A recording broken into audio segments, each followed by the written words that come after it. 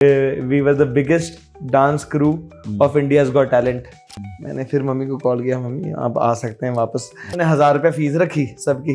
Bhangra is make our soul happy. उस त्योहार को मनाने के लिए भंगड़ा किया गया, भंगड़ा इन्वेंट किया गया है कि जामनगर जाना है और हमारी वेडिंग है, संगीत है, कॉमन को चला, सो खींच लो तैयारी।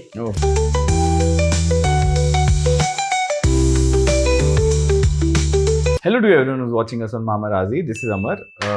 आज मैं हूँ डाउनटाउन भंगड़ा के करता धरता बलविंदर सिंह के साथ, जो मैं सोचा था पंजाब से आए होंगे, पर अभी बातों में पता चला कि वो सूरत से हैं। हेलो, सत श्री अकाल करी। बिल्कुल, हूँ तो वैसे पंजाब से मैं। हाँ, मैं दाना पानी लिखा है सूरत बॉम्बे में, तो भटकते रहते इधर उधर। तो आप अभी सूरत में रहते हो कि पहले? ना, 7 years back I shifted to Surat, 7 to 8 years back, but originated तो obviously अमृतसर से हूँ। बिल्कुल, yeah. तो वहाँ पे आपने अपनी नहीं, वहाँ पर जमीनें हैं मतलब, एंड पुराना परिवार है।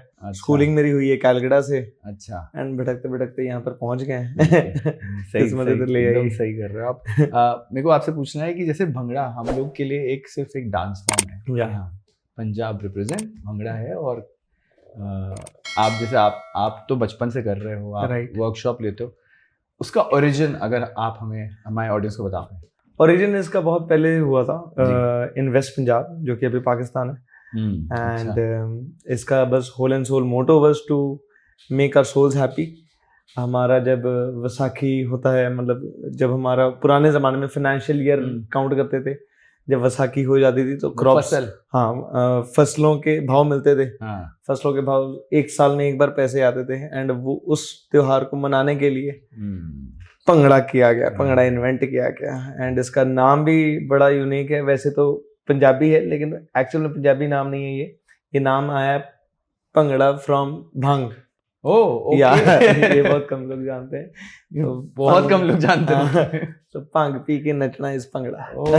ये तो बहुत पुरानी बात है, but now it has a special value for us who lives in Punjab, and this word, this form, this culture is very special to us. So definitely हम उसको प्रमोट नहीं करते कि भांग से आए काइंड ऑफ नशा है। सो बट यस, द नाम वहां से आया, but it the whole and sole motto of bhangra is make our soul happy. That's it. And it does. और जो बाकी डांस फॉर्म्स है, गिद्दा और ये सब, ये भी उसी से निकले? ये समझ लो कि साइंस है, साइंस का फिजिक्स केमिस्ट्री बायो है। हाँ, जैसे गरबे में भी होता है, तीन ताली होती है, राइट, एग्जैक्टली। उनके मतलब भंगड़ा इज मेन, एंड फिर गिद्दा है, उसमें भी बहुत सारी फॉर्म्स है।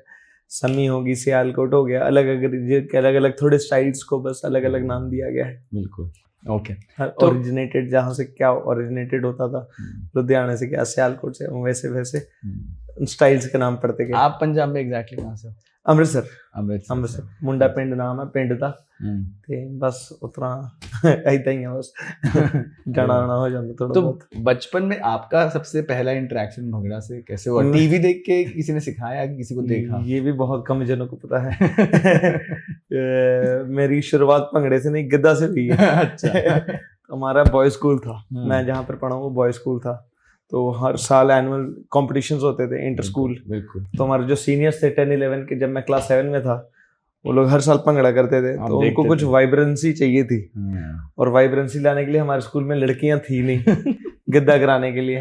हम जो क्लास 6-7 के लड़के थे, उनको लड़की बना के लेके जाते थे, ऐसा पहना के। हाँ, सो मैंने लड़की बन के शुरुआत करी है फनी तरीके से। बट यस, 8-9 में पहुंचे तब बड़े हो गए थे, and then we were in the senior team, and फिर हमने मोर्चा संभाल लिया। बस तब से शुरुआत हो गई हमारी। फिर आप शौक से करते रहे, स्कूल में सीखा जितना सीनियर से सीखा। जीतते भी हो गए? हाँ, जीते, डेफिनेटली जीते थे। फर्स्ट ही आते होंगे मेरे हिसाब से तो। कभी फर्स्ट कभी सेकंड, इतना तो याद नहीं, बट रूह दी खुशी वास्ते करते सी, मजा आ जाए।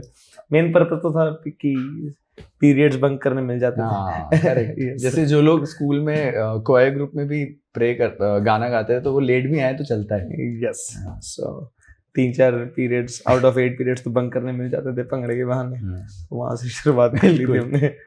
और तो फिर स्कूल में फिर जो छोटे बच्चे थे, उनको भी फिर गिद्दा फिर सेम प्रोसेस करा दिया हमने। फिर उनको 6-7 वाले को हमने चलती रही साइकिल। फिर उसके बाद क्या हुआ? कॉलेज कंप्लीट हुआ, so we were in a very small town Asansol नाम के, जो कैलकाटा से, आसनसोल पता है मुझे। कैलकाटा से 200 किलोमीटर दूर है। वहां से मैंने जैमपड़ हुआ, बहुत अच्छा स्कूल था, सेंट विंसेंट्स स्कूल थे। एंड वहां से पास आउट होके वहां पर आसपास एक ही शहर था जहां पर सब जाते थे कैलकाटा पढ़ने, भीड़ चाल की तरह हम भी कैलकाटा गए।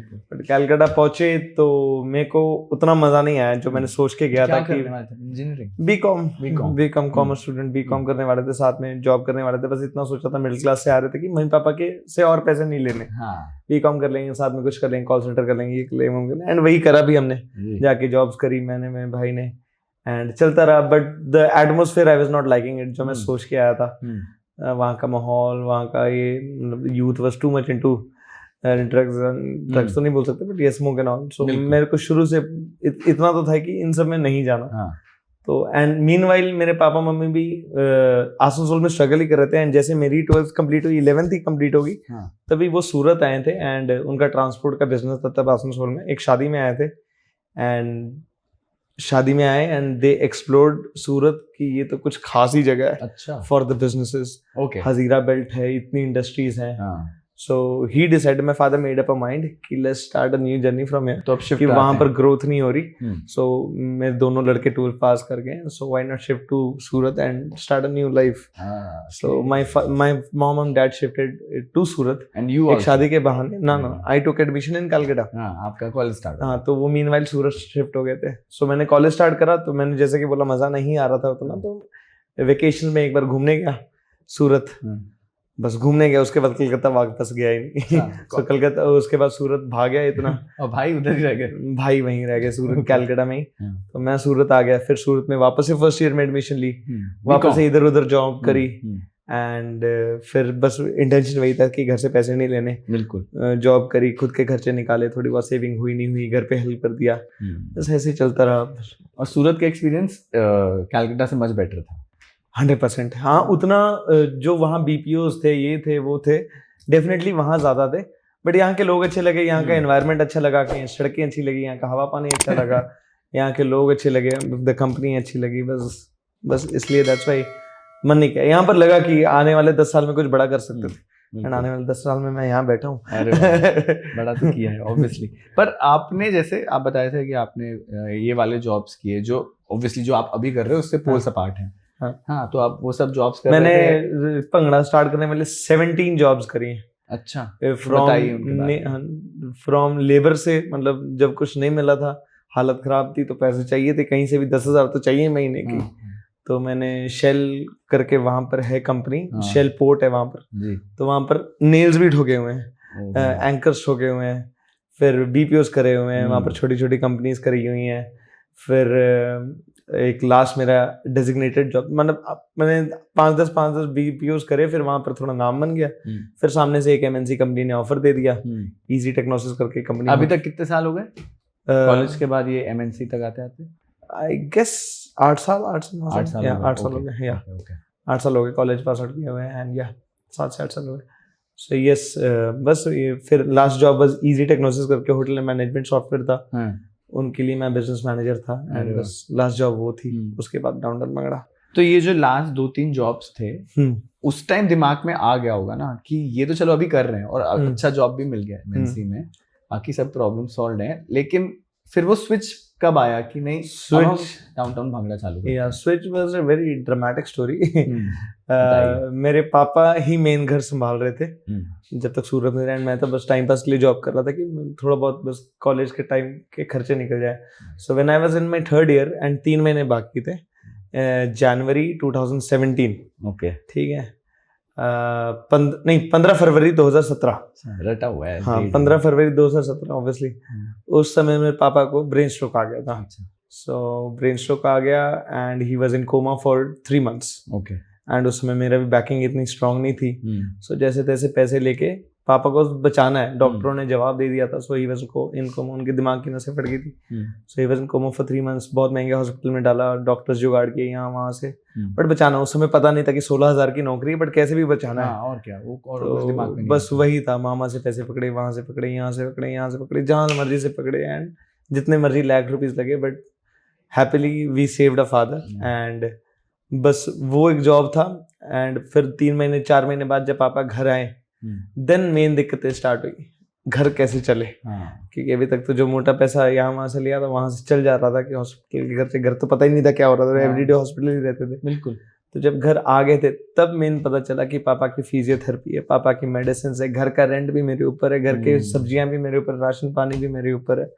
तो तब पता चला कि क्या है, तब पता चला कि एक जॉब से नहीं होने वाला। देन 9 to 5 भी जॉब, 10 to 6 जॉब करता था, 6 बजे जॉब खत्म, 7 बजे दूसरी जॉब में जाता था, 7 से 4 सुबह 4 बीपीओ करता था, क्लब कॉल सेंटर करता था। सो दिन में 16 घंटे काम करके 4 बजे जॉब खत्म हुई, 5 बजे सोया, 5 से 8 सोया, उठ के 10 बजे फिर वापस जॉब, 3 घंटे दिन में सोया, ऐसा काफी टाइम करा। फिर वो जो मेन जॉब थी उनने पॉलिसीज पढ़ा दी कि दो जॉब एज पर पॉलिसी नहीं कर सकते। बिल्कुल। सो मैंने फिर दूसरे ऑप्शन ढूंढे कि अनऑफिशियल जॉब्स क्या होते हैं। तो फिर मैंने सुबह ये करता था, ईडी टेक्नोसिस, फिर मैंने गेट कीपिंग भी करी मॉल्स में 2-3 महीने, बट वो मेरे कैटेगरी का नहीं लगा, मेरे को मेरे से नहीं हुआ, टू बी वेरी ऑनेस्ट। तो मैंने वो छोड़ा। फिर मीनवाइल मेरे से घर नहीं चला तो मैंने अपने मम्मी पापा को वापस होम टाउन भेज दिया कि अपने यारों दोस्तों के बीच में रहो, यहाँ पर मैं 1-2 महीने हाथ पैर मारूंगा, अगर हुआ तो ठीक है, नहीं तो इतना पैसा तो मैं होम टाउन में भी कमा लूंगा। बिल्कुल। And it's better that you live in between your people.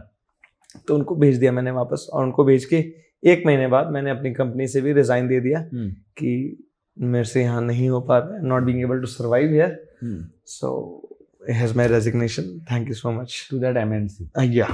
तो जैसे ही वो डाली तो सीईओ ने मीटिंग के लिए बुलाया, उन्होंने सिचुएशन समझी, उन्होंने मेरी पोस्ट बढ़ा दी एंड मेरी सैलरी सीधा डबल कर दी। अरे इतने जनरस सीईओ। नहीं, मैं काम भी उस हिसाब से करता था, ऑब्वियसली जनरस थे या। एंड बस उन्होंने डबल कर दी। तब तक मैंने वो जॉब छोड़ दी थी।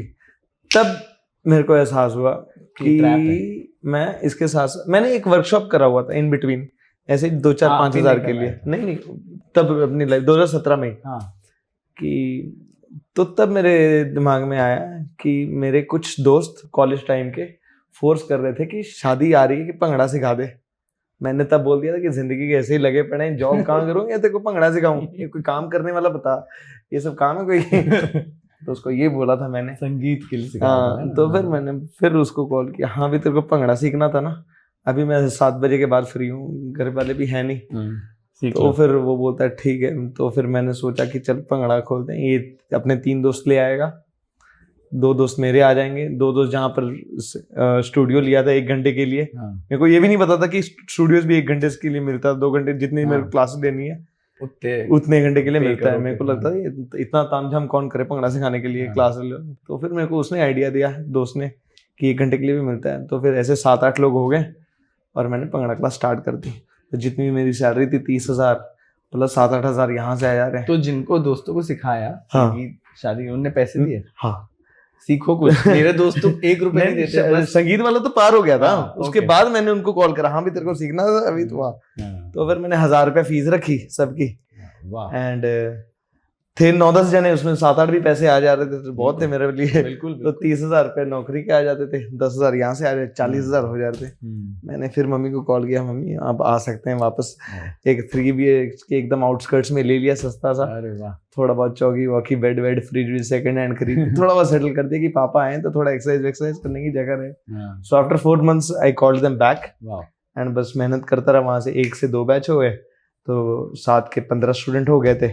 So it was going good, नौकरी भी अच्छी चल रही थी, बीच में और एक प्रमोशन हो गया था एंड यहाँ पर स्टूडेंट्स भी 15 हो गए थे। तो 16-15 हज़ार से मैं 50,000 तक पहुंच गया था। तो जिसमें घर अच्छे से चल पाए। बिल्कुल। ऑब्वियसली बड़ा नहीं, लेकिन घर अच्छे से चल पाए।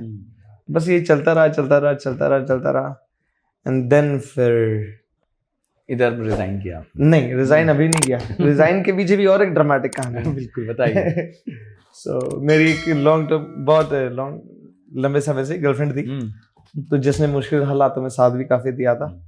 वो छोड़ गई थी, उसने अचानक ओवर द नाइट शादी कर ली थी, उसके परिवार वाले की जोर में आगे। सीधा स्टोरी देखी थी हिट करके। अरे मत तो बोलो। शिट। उस दिन ऑफिस से कैसे निकला मेरे को ही पता है। उस दिन सीढ़ियां नहीं लग रही थी, खाई लग रही थी।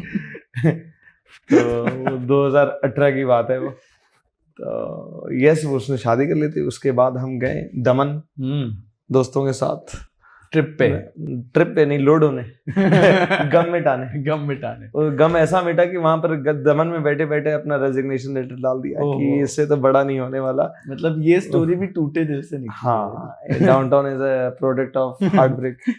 ठीक है, सो ये वहां पर डाल दिया क्योंकि उनकी जहाँ पर शादी हुई थी, he was a very rich guy.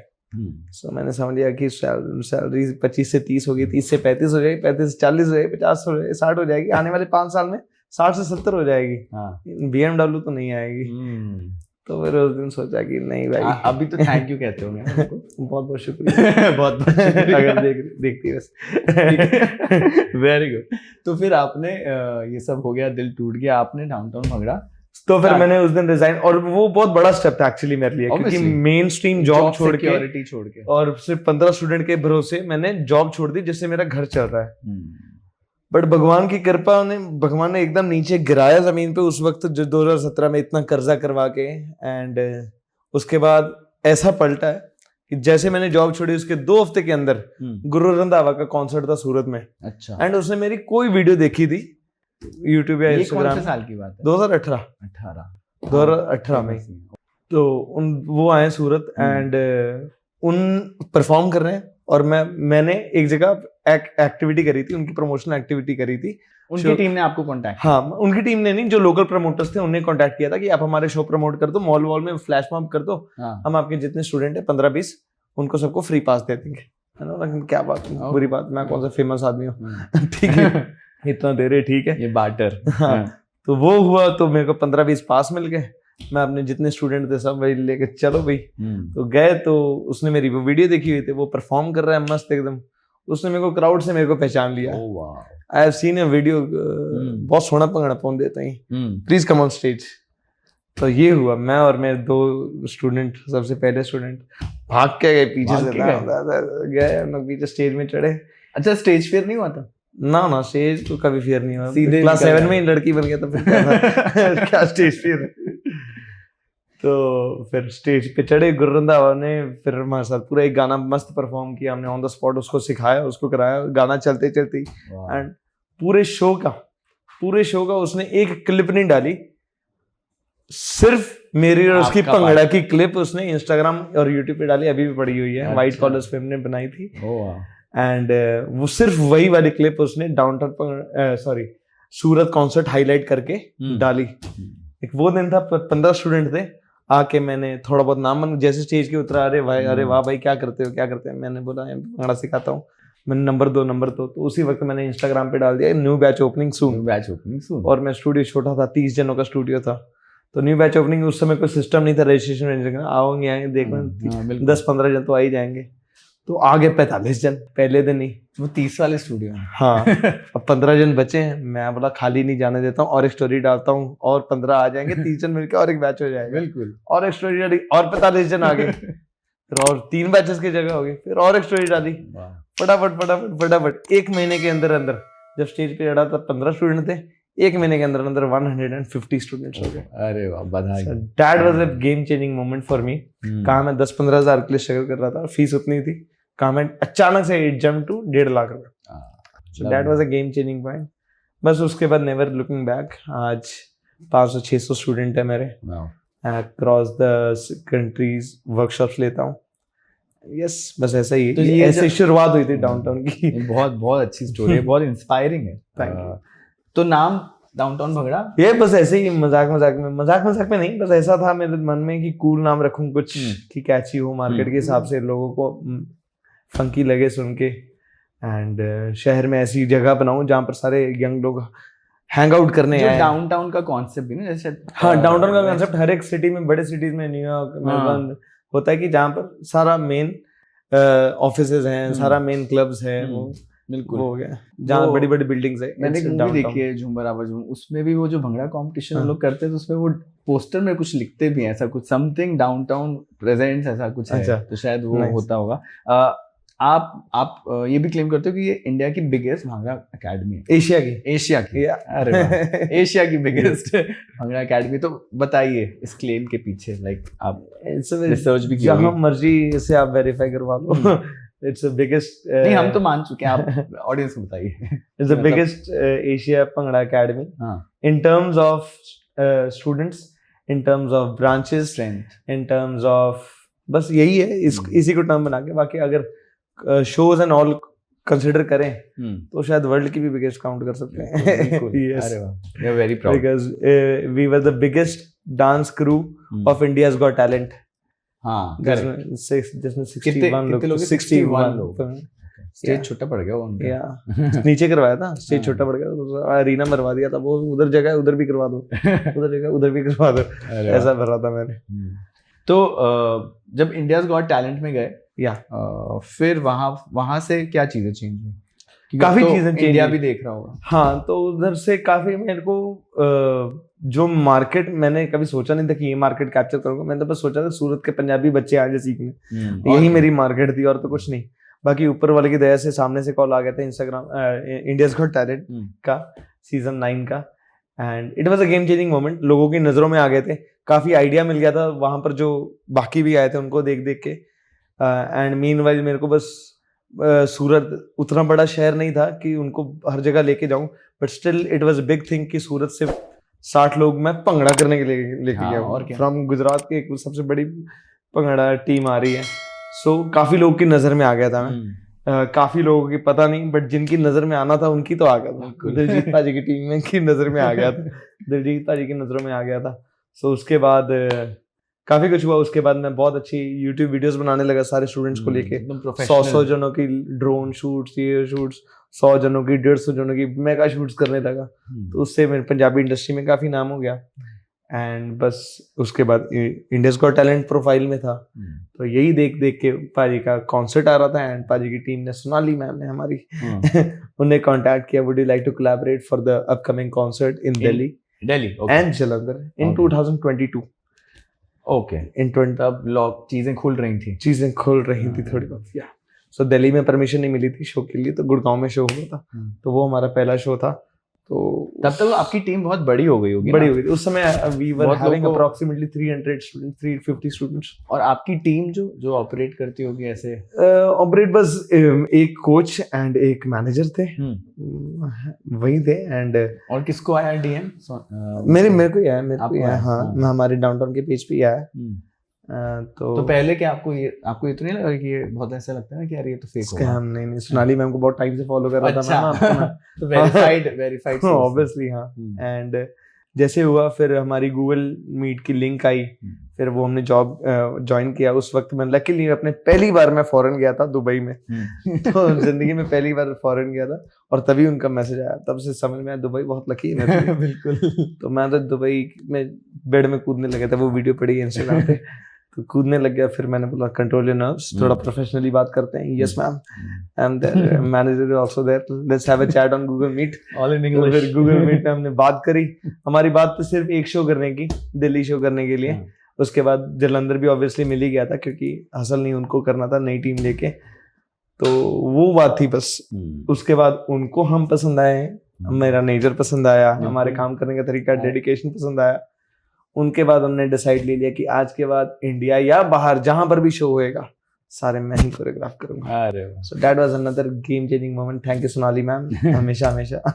So that was another game changing. क्या मतलब, जो सोचा भी नहीं था, बस सोचा था कि दिलजीत का कॉन्सर्ट जिंदगी में अटेंड कर ले, तो अटेंड किया। बहुत लोगों को करना है, मुझे भी करना है। तो आज सारा दुनिया उनके साथ घूम लेते। बिल्कुल ही, वो तो एकदम ग्लोबल डोमिनेशन पे निकल चुके हैं। 100%। तो उनके साथ बताइए कुछ ऑफ स्क्रीन स्टोरी। जैसे उनका बहुत बार अपने इंटरव्यूज में बोलते हैं कि मैं एकदम इंट्रोवर्ट हूँ, और मैंने बहुत सारे वीडियोस देखे हैं जहाँ सब इंग्लिश में बात कर रहे हैं, वो हिंदी में बात करते रहते हैं। उनसे सवाल भी हिंदी पूछते हैं, बाकी सारे एक्टर्स रियलाइज करते हैं कि यार हमें भी हिंदी में ही बात करनी चाहिए, फिर वो भी हिंदी पे आ ही जाते हैं, बहुत ऑर्गेनिकली आ जाते हैं। तो उनके बारे में कुछ बताइए, कुछ ऑफ स्क्रीन स्टोरीज, वो एक्चुअली कैसे हैं लाइफ में? पाजी बहुत ज्यादा कूल है, बहुत ज्यादा स्टाइलिश है, एंड बहुत ज्यादा जमीन से जुड़े हुए हैं दिलजीत पाजी। एंड उनसे मतलब टर्बन भी बांधना उनको देख के सीखा है। अरे वाह। तो उनको आज की डेट में भी इतना कुछ देख के सीखने को मिलता है जब उनसे बातें करो।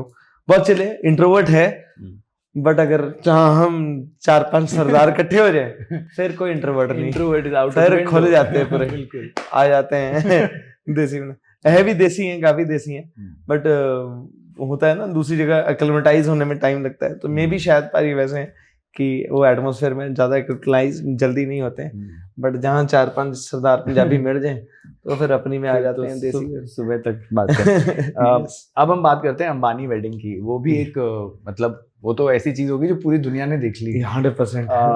यहाँ के मीडिया से लेके टेलीग्राफ यूके हर कोई उसके बारे में कि द वर्ल्ड्स बिगेस्ट वेडिंग 100%। तो आने वाले नॉट ओनली दिस, आने वाले 10 डेकेड्स में भी ऐसी शादी नहीं होने वाले।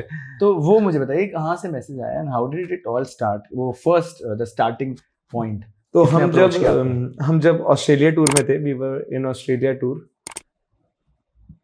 तब थोड़ी बहुत जिक्र हुआ था कि अंबानी वेडिंग में शायद हमको वहां पर जाना पड़े। क्या उनका घर का नाम है, एंटीला। हाँ। एंटीला में शायद हम परफॉर्म। आप बॉम्बे में ही थे तब? नहीं नहीं, मैं हम लोग ऑस्ट्रेलिया टूर में थे ना पारी के साथ। हमारा ऑस्ट्रेलिया न्यूजीलैंड टूर चल रहा था, बॉर्न टू शाइन का कॉन्सर्ट्स। तो अब सारी टीम वहीं थी। तब हल्की सी हिंट हमको मिली थी कि हम शायद एंटीलिया में परफॉर्म करने जा रहे हैं। एक्साइटेड, कुछ होगा, पूजा होएगी या कुछ रखा होएगा, कोई डिटेल नहीं बता दी। सो बट जब हम ऑस्ट्रेलिया से आए 2-3 महीने बाद सोनाली मैम का मैसेज आया कि जामनगर जाना है और अंबानी की वेडिंग है, संगीत है, तो उसमें हमको परफॉर्म करना है। क्या बात है मैम, हमने पहले भी प्राइवेट इवेंट्स करे हैं दिलजीत भाई के साथ after Born to Shine obviously, बिल्कुल, लेकिन ये बहुत छोटे लेवल पे करे। मतलब भाई ऑब्वियसली बड़ी शादी थी, लेकिन as a team, dance team 4 या 5 जनों की टीम जाती थी। तो इधर सोनाली मैम ने बोला 80 जन लेके आने, 80 पीपल ऑन स्टेज चाहिए। तो on a short notice we did that and बस ऐसा था। उसके बाद तो पता ही था सोनाली मैम हमको लेके जाने। हाँ, दिलजीत भाई हम साथ ही करने वाले हैं। So it was all together the same team. How was it in Jamnagar? मतलब उस टाइम जो उनकी टीम होगी ना, आपका स्वागत कर रही होगी, आपको चेक इन करा रही होगी। अलग ही दुनिया थी सब इतना कैजुअल, बिल गेट्स कैजुअली घूम रहे हैं वहां पर, धोनी यहाँ पर है, अच्छा सैम करन, अरे ये भी है वो भी है, हर कोई है स्टेज में, ये भी यहीं पर है, अरे। So it was that kind of atmosphere, अलग सी दुनिया थी एंड बहुत ही ग्रेट एक्सपीरियंस रहा। मैंने कभी इस लेवल पे इतने बड़े शो में परफॉर्म नहीं करा था हमारी टीम ने। हम गए तो हमारा सीक्वेंस जब बना था स्टेज रिहर्सल्स का, तो उसमें था 12:30 बजे रात के 12:30 बजे downtown bhangra, half an hour, उसके बाद Ganesh Acharya team half an hour, उसके बाद शामक दावर 1 आवर। तो उनके बीच में मेरा नाम डाउनटाउन भंगड़ा दिख रहा था। मैं सोच रहा यार क्या बड़ी बात है यार, ये तो मांगा ही नहीं था भगवान से ये तो मांगा ही नहीं था भगवान से, ये तो मिल रहा है यार, क्या बात है। बस वो खुशी में हम जब 12:30 बजे हमारे को टाइम मिला, स्टेज पे चढ़े, स्टेज देखते देखते 15 मिनट निकल गए हमको। तो अभी 80 जने सेट कहाँ करें 80 भी कम पड़े तो नहीं पड़ते, बहुत कम पड़े। वहाँ पर फिर मैंने बोला इनको पोजीशन देते देते मेरे पहले 16 गाने फॉर्मेशन ही बनानी पड़ेगी। 16 गाने परफॉर्म करने थे। पहले गाने की फॉर्मेशन करते करते मेरा टाइम स्लॉट चला गया फॉर्मेशन की। हाँ, कोई तैयारी नहीं, मैं तो नर्वस हो गया पूरा। ये लोग 200 डांसर्स लेके आए, शामक दा और सारा स्टेज पर दिया है, मैं तो इतने से लेके आया, मैं क्या होगा, और मैं तो प्रैक्टिस ही नहीं हुई, इनको तो आदत है ऐसे स्टेजेस में करने की। फिर मैंने उनसे बोला कि आई नीड मोर टाइम, कल हमारी परफॉर्मेंस है शाम को 7 बजे, ऐसा तो नहीं होने वाला, मतलब हम तो बहुत अंडर कॉन्फिडेंट है इसको लेके। मैं साफ बोल दिया। बिल्कुल। बोलती है और टाइम स्लॉट तो है नहीं हमारे पास। मैंने बोला कितने बजे तक आपका सब कुछ, लाइटिंग, VFX, SFX सब कुछ कितने बजे टेस्ट चलेगा? बोलती सुबह 4 बज जाएंगे। मैं 4 बजे तक हम यहीं खड़े, आप करो जो कर रहे हैं। हम प्रैक्टिस करके पूरी 2 घंटे प्रैक्टिस लगा के फिर ही जाएंगे। वो तो बहुत जरूरी है। हमको 4:30 बजे सुबह स्टेज मिला, हम सुबह 8 बजे तक स्टेज में ही थे। रात के दिन हो गई, चढ़ गया, जोरदार बारिश आ गई पूरे मंडप, वो जो आप जितनी वीडियोस हिट हुई हैं वहां पर रात को बहुत बारिश हुई, और वो किसी को नहीं पता, सिर्फ डाउनटाउन भंगड़ा को पता है। इतनी बारिश, सिर्फ हम थे वहां पर। 4 बजे सारे चले गए, सारे गाने की प्रैक्टिस कर ली, हालत खराब होगी, रेनबो वेनबो सब देख लिया हमने। और इतनी जोर से बारिश हो गई, खुली शादी है, अब देखते हैं अंबानी बड़ा या भगवान बड़ा। इतनी 5 मिनट में बारिश बंद हो गई, पता चला अंबानी बड़ा। तो 5 मिनट में बारिश बंद हो गई एंड देन फिर गए एंड फिर थोड़ी बहुत और होटल में रिहर्सल करी एंड देन शाम को 7 बजे रिपोर्ट करा। सुबह 7 बजे परफॉर्मेंस चालू होनी थी, सुबह 2 बजे परफॉर्मेंस स्टार्ट हुई, 4 बजे तक हमने परफॉर्म करा विद दिलजीत पाजी, करीना जी भी आ गई थी स्टेज, सारे आ गए थे, करीना जी, विनोद चोपड़ा, शाहरुख खान। अरे वाह। एंड आप अपने किसी पर्सनल हीरो से मिले उधर जो आप बचपन से लुक अप करते थे? मैं दिलजीत पाजी को लुक अप करता, जिंदगी में हमने देखा दो ही बंदे थे जो बचपन का प्यार थे, युवराज सिंह एंड दिलजीत दोसांझ। तो दिलजीत भाई को आइडलाइज करते आ रहे क्लास 7-8 से। तर्बन भी उनको देख के गाने किसी के पहले जब गाने आए थे शुरू में, तब से उनको फॉलो कर रहे हैं, आइडलाइज कर रहे हैं। नॉट ओनली मैं बट बहुत से जितने सरदार, हमारा पूरा स्कूल, जितने हमारी सरदार गैंग थी, सारे के सारे ही उनको ही आइडलाइज करते हैं। बहुत सही आइडल है। हाँ, वो तो सच में। वही देखने को कहाँ हम क्लास 7-8 में थे, आज चल रहे हैं, आज भी वो ट्रेंड में। It's a big thing. तो आपने सारे इंडियंस को तो नचा दिया। Yes. फिर कपिल शर्मा शो में तो आपने फॉरेनर्स को भी नचा दिया, है ना? That was too good. अगर एड शीरन एक पंजाबी वर्जन गा रहे हैं तो बड़ी बात है, वो तो एक ग्लोबल आइकन है। 100%. फिर आपने कनाडा के प्राइम मिनिस्टर को भी, है ना? एक के बाद एक। तो वो बताइए कि वो वाली मोमेंट्स एकदम फेदर ऑन द कैप हो गए। 100%. So it is not मतलब एक कॉल या एक मैसेज की बात नहीं है। It is all the hard work that has been accumulated since 5 years जो accumulate हुआ है। Consistency. हाँ, consistency। एक भी दिन छुट्टी नहीं ली मैंने, अपनी बहन की शादी में नहीं गया, आज तक एक छुट्टी नहीं मारी।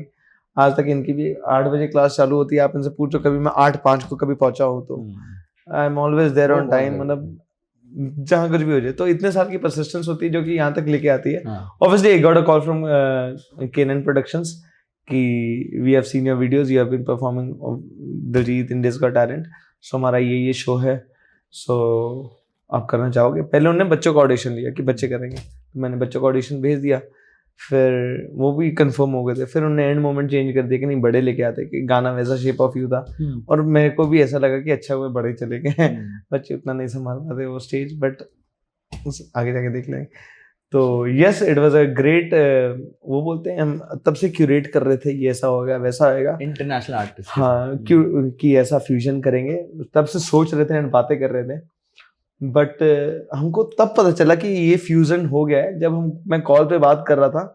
हाँ, एडपा जी यहाँ से आएंगे। मैंने बोला क्या बोला? एडपा जी। अब लग रहा है फ्यूजन हो गया है। बिल्कुल वही है। तो बोलता हाँ, एडपा जी यहाँ से आएंगे, आपको उनको गिटार पकड़ाना है, देन यू एंटर टुगेदर। तो फिर वो सारा क्यूरेट हुआ, तो उनको बहुत मजा आया, एडपा जी को भी बहुत मजा आया, सारे कपिल शर्मा टीम को भी बहुत मजा आया। मैं उनको एडपा जी बोलूंगा। बहुत मजा आया, हमने उनसे बात भी करी, खुद आए सेल्फी लेने। एंड कपिल शर्मा पाजी भी बहुत डाउन टू अर्थ, बहुत हम्बल, जो भी पंजाब से। देखते गाड़ी रोक ली, मेरी मम्मी के साथ फोटो कराई, हमारी पूरी टीम के साथ फोटो कराई। मेरे पापा इतनी हालत खराब थी, मतलब एक तरफ चेहरा लटका हुआ रहता था, वो मतलब सिर्फ सारा दिन कपिल शर्मा शो देखते हैं, एंटरटेन होते हैं। तो वो देखने, तो उनको जब लाइव शो देखने के ले गया और मैं वहाँ परफॉर्म कर रहा हूँ, that was another great moment. And पापा के साथ भी फोटो कराई, so it was a great moment. Yes, जब माँ बाप के सपने पूरे कराओ तो फिर बहुत फक्र होता है। और फिर उसके आगे जैसे अभी मैं देखता हूँ लोग दुनिया में रीच आउट करने के लिए अपनी जो भी वो चीज़ कर रहे हो, चाहे वो डांस हो, चाहे बिजनेस हो, चाहे सोशल सर्विस हो, कुछ भी हो, उसके लिए वो वर्ल्ड को रीच आउट करने के लिए बहुत ऐसे कॉम्प्लेक्स चीज़ें करते हैं, बहुत लेयर्ड चीज़ें करते हैं, बहुत इंट्रिकेट और कॉम्प्लिकेटेड चीज़ें करते हैं। आप, आज का जमाना हो गया वैसा, अभी थोड़ा ज़्यादा हो गया है, लेकिन I have tried always to. आपका बहुत सिंप्लिसिटी वाला तरीका रहा है, आप भंगड़ा से इतने लोगों को टच कर चुके, इतनी कंट्रीज में जाके। कोशिश यही रहती है कि जिससे मेरे को सब कुछ मिला है, मेरे को किससे सब कुछ मिला है, मेरे को भंगड़ा से सब कुछ मिला है। बिल्कुल, मैं भंगड़ा ना खराब करूं, भंगड़ा ऑथेंटिक ही रहना दूं।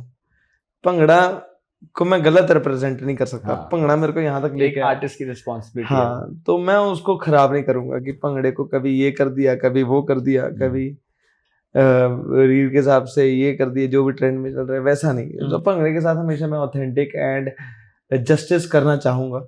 मैं कौन होता हूँ वैसे करने वाला, लेकिन जितना मेरी सेवा लगे भंगड़े के टुवर्ड्स, उतना सेवा करने को मैं कोशिश करूंगा। आपको लगता है कि आपने जैसे, ये तो बहुत ओवरवेलमिंग भी होता होगा जब आप लोगों से मिलते होंगे, अभी जैसे आपने अपने पापा की स्टोरी बताई, तो वो कितनी इंस्पायरिंग है, पर वो घर की बात है। पर ऐसे आप बहुत लोगों से मिलते होंगे, तो वहां पे आपको लगा कि आपकी वजह से, बिकॉज आपने उन्हें भंगड़ा से, उनके लाइफ में भी एक पॉजिटिव चेंज? ऐसे बहुत इंसिडेंट हैं, बहुत तो नहीं कह सकते हैं, कितने, सब किसी का बहुत बहुत कम होता है, किसी का बहुत बहुत होता है। हाँ, बिल्कुल। तो ऐसे एकेडमीज हैं जिसको मैं जरिया बना हूँ, जो मतलब मेरे लिए कोई आइडल नहीं था जब मैंने स्टार्ट किया कि भंगड़े से इस इंसान ने बहुत बड़ा करा है। एंड वो देखा आज उसके पास घर है, गाड़ी है, बंगला, उसने करियर बना लिया, ये करवा लिया। मेरे लिए कोई आइडल नहीं था, कोई पॉइंट ऑफ रेफरेंस हाँ कोई आइडल नहीं था, नो जीरो आइडल, बट मैंने स्टार्ट कर दिया था, पता नहीं कहाँ तक जाना था। सो बस करते करते करते करते मैंने अपने परिवार के लिए 1.5 करोड़ का घर लिया, ऑडी ली। सो उस वजह से lot of people in our circle got motivated, and आज की डेट में काफी सारी छोटी छोटी अकेडमीज है, they are trying a lot, they are not seeing a vision कि हाँ इसमें करियर तो है।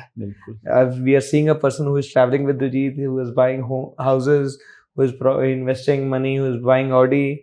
सो वो देख रहे हैं तो दे गेट इंस्पायर्ड, एंड मेरे उनने दिलजीत पारी और सोनाली मैम ने मेरे को रिस्पॉन्सिबिलिटी दी है हर जगह जाके भंगड़ा टीम्स रेडी करने की जो वहां पर परफॉर्म करते हैं। वो ऑब्वियसली यूएस कनाडा में शोज होते हैं तो वहां पर मेरी टीम नहीं जाती, but it is my responsibility to get the dancers over there ready. So वहां पर भी ऐसे कितने एग्जांपल जहां पर शो के लिए कोचेला में फॉर एग्जांपल एक एकेडमी ली थी, that was not doing well, मतलब उनकी स्टूडियो में आग लग गई थी एंड बहुत ब्रेक डाउन हो गया था उनका, लॉसेस हो गए होंगे, या सो टीम ही इधर उधर हो गई थी। But that was a moment when I called them कि that you guys need to perform in Coachella, and they were my kind of bhangra में आइडल होते थे कि ऐसा करना है भंगड़ा एक दिन, नॉट करियर ना, बट वैसा भंगड़ा करना है। उनको मैं कॉल करके बोल रहा हूँ कि you have been shortlisted to perform in Coachella, so खींच लो तैयारी। so उनको तैयारी करवाई, ये करवाई, and since then उनकी एकेडमी में भी गजब बूम आ गया।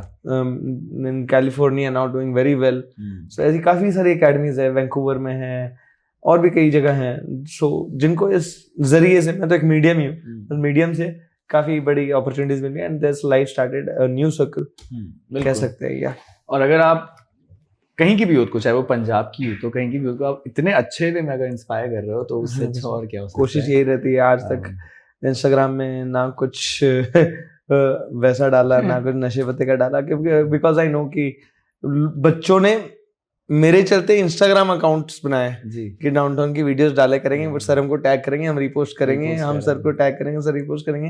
तो वो मेरे बैक ऑफ द माइंड रहता है, यार उतने छोटे छोटे बच्चे मेरे को फॉलो कर रहे हैं, दे सी फ्यूचर इन मी, तो यार रिस्पॉन्सिबिलिटी बनती है, इसलिए हमेशा अच्छे वे में सब कुछ आगे जाना चाहिए। एंड भले वो इंसान पोर्ट्रे करे कि अच्छा अच्छा करना है, कि अच्छा भले नहीं भी अच्छा हो फिर भी कोशिश करे कि अच्छा दिखाना है, वो करते करते हो जाता है इंसान। हाँ बिल्कुल सही बात है, वो करते करते हो जाता है इंसान। तो बस यही है, मतलब मैं भले पोर्ट्रे कर रहा हूँ कि नहीं ये सब नहीं करना चाहिए, लेकिन वो पोर्ट्रे करते करते असल में वो मेरे में भी चेंज आ गया, दैट आई रियलाइज। आपसे बात करके मतलब अभी मेरे को भी समझ आ रहा है कि ऐसे इंटरव्यूज बहुत कम होते हैं, एंड एक बहुत प्योर और ऑनेस्ट स्पेस से आते हो आप, and I wish you all the best, thank you so much आगे की जर्नी के लिए, and this was one of my best interviews. क्या बात है, thank you so much Mohammad Raji, thank you so much आपकी team Isha, and thank you so much, बहुत अच्छा लगा आपसे बात, ऐसा लगा नहीं कि काम चल रहा था, कैमरे की तरफ तो मैंने देखा नहीं। Hi guys, so it was nice chat, yeah. So और बातें मिले और हमारे पास बहुत कुछ बड़ा हो बताने के लिए। बिल्कुल we'll keep coming back। और जाने से पहले, जैसे मेरे को मांगने का भी नहीं आता, तो आप मुझे एकदम बेसिक एस्थेटिक दिखने वाला आप मुझे अभी भंगड़ा सिखाओगे, ठीक है? Done. Okay, thank you। सत श्री अकाल साਰਿਆਂ ਨੂੰ, my name is Balwinder Singh from Downtown Bhangra and you were watching me on Mama Razi। सत श्री अकाल साਰਿਆਂ ਨੂੰ।